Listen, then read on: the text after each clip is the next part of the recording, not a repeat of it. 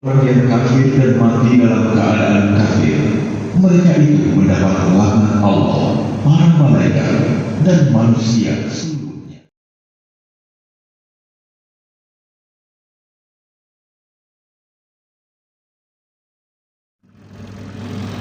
Assalamualaikum warahmatullahi wabarakatuh. Alhamdulillahi wahdah, sadaqa wa'dah, wa nasara 'abdah, wassalatu wassalamu ala man la nabiyya ba'dah, Sayyidina wa maulana Muhammadin sallallahu alaihi wasallam wa ala alihi wa ashabihi wa man tabi'a hudah. Allahumma fasalli wa sallim wa barik ala hadha an-nabiyil karim Sayyidina wa maulana Muhammadin sallallahu alaihi wasallam wa ala alihi wa ashabihi ajma'in, amma ba'd. Fa ya ibadallah, ittaqullaha faqad fazal muttaqun. Faqad qala Allah ta'ala fil Qur'anil Karim wa huwa asdaqul qailin. A'udzu billahi minasy syaithanir rajim. Bismillahir rahmanir rahim.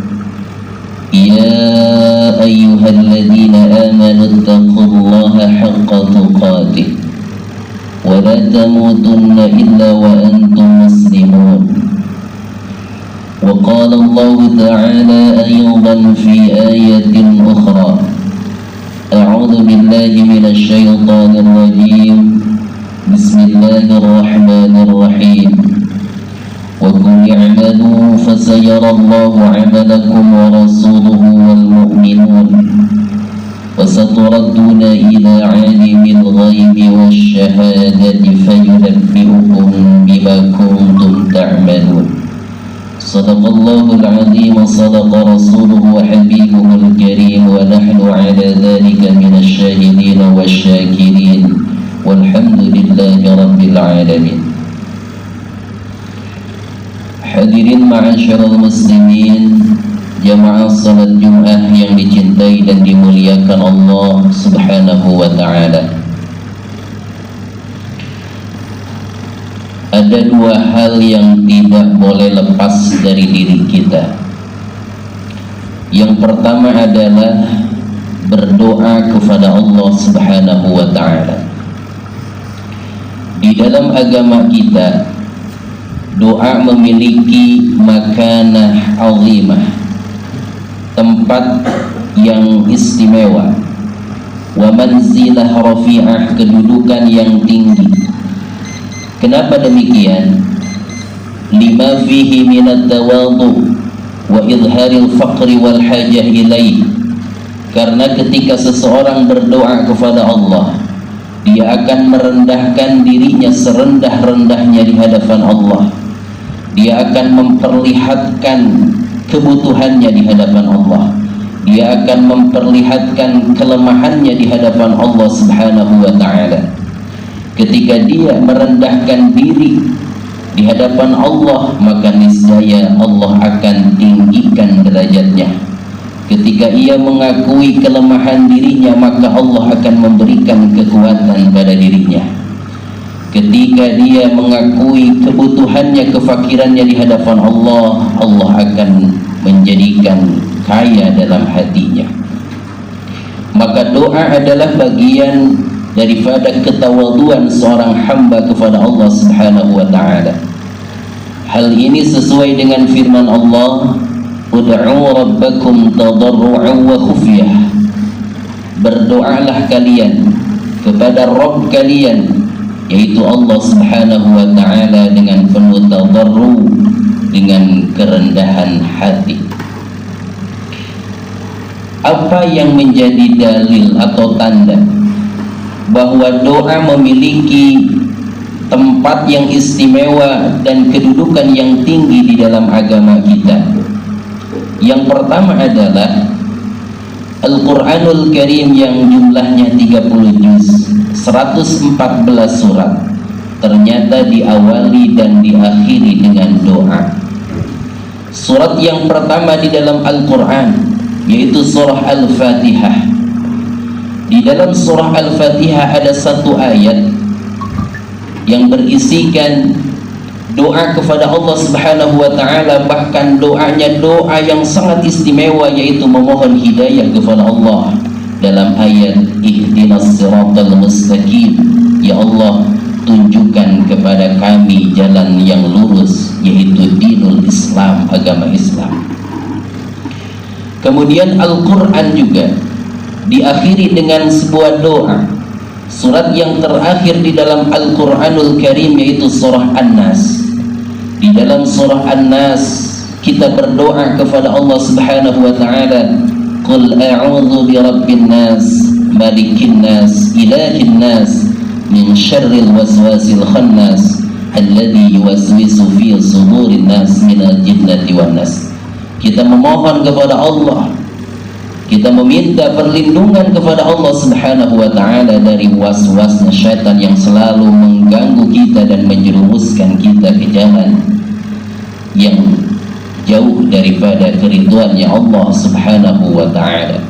Jadi ternyata Al-Quranul Karim yang jumlahnya 30 juz 114 surat diawali dan diakhiri dengan sebuah doa. Ini menunjukkan bahwa doa memiliki makanah azimah wa manzilah rafi'ah, tempat istimewa dan kedudukan yang tinggi dalam agama kita.